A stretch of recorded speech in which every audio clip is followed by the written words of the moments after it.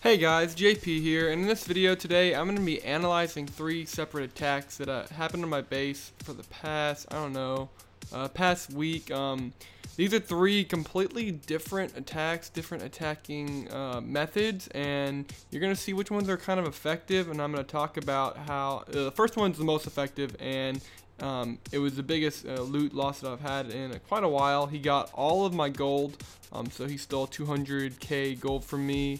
I was saving up for Wizard Tower, and what I want to talk about in these videos is that I have all 3 of my Wizard Towers down, and I know a lot of people are highly against this.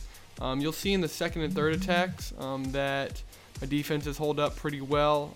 Definitely in this first attack, I feel that the outcome would have been a lot different if I had my 3 level 5 Wizard Towers. I currently have all 3 going to level 6 right now, which is pretty exciting. If you guys don't know, the level 6 is the pink Wizard Tower, and it's an 8-day upgrade, so quite a long time. 2.8 million gold, 2.7 million gold, I believe.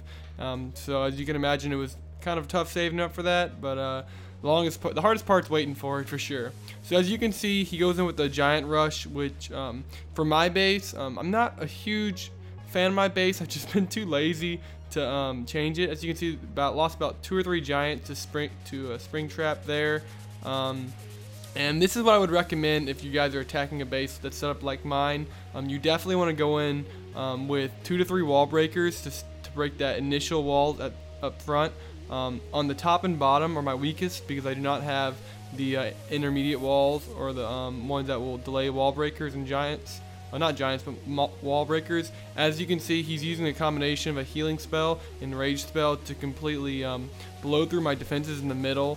And then he follows it up with, as you can see, he puts in, I'd say about 20 to 30 goblins, and with that rage spell, my mortars are not able to fire fast enough, and with the 3 wizard towers down, that's really where it hurts me the most, with those goblins just taking all 3 gold storages down. And as you can see, in about 30 seconds, he does a very, very good job in this attack. Getting in, it did take him quite a while to get in, but once he was in, he kept his giants alive with a great heal spell, and then the rage spell with the goblins and archers really just finished it up. So I think we're going to transition now into a second attack.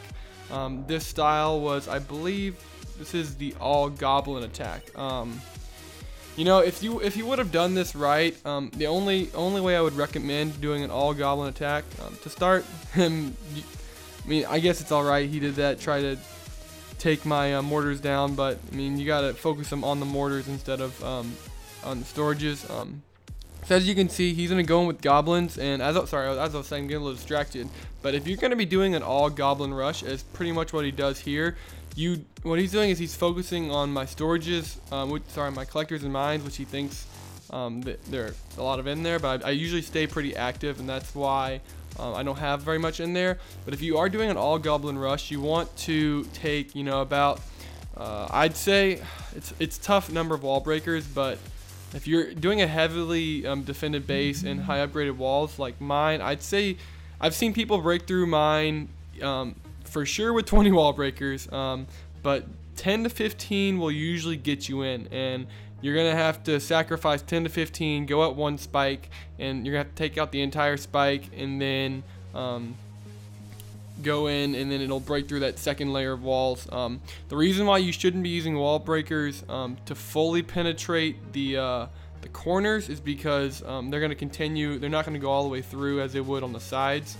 The reason why I have my spikes tried to not have them directly in the center is because if you line them up, the wall breakers will all try to keep going one straight line, and then once they break in, it's kind of hard to see in this video, but I'm afraid of them. If you see where the one black wall is in the middle of my intersections, if they destroy that, then they'll have access to both sections, and they won't have to break another wall to get into the other section. So as you can see, he's doing a mass goblin rush pretty late. He does breach the first wall, but my mortars, my level 6 mortars, do a great job in taking out the goblins, and I'm very fortunate. As you can see, I believe the wall gets to right. It's very close. It's about 20%. And He's unable to make it through. The mortars did great work. So a pretty unsuccessful raid.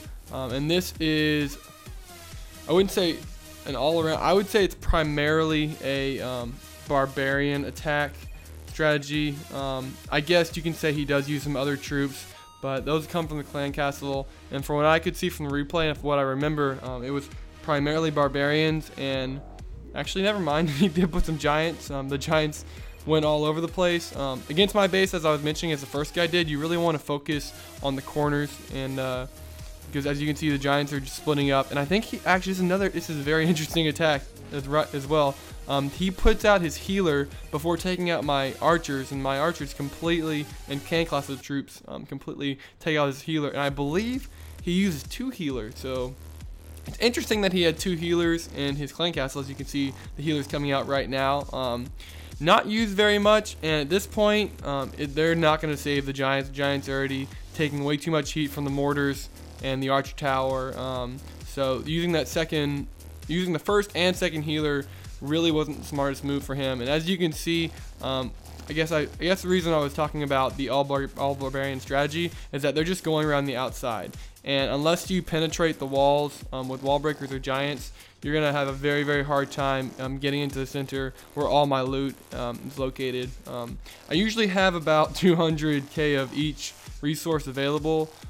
So if you can get into the center and you can get a rage spell or 2 in there, you can do a lot of damage, as you can see from the first replay. But I think it's coming to a close now. I hope you guys did enjoy the video. I'm going to try to do more of these as I get better attacks and as my base increases. And let me know in the comment section below if you enjoyed this type of video where I kind of analyze different attacks that are against my base.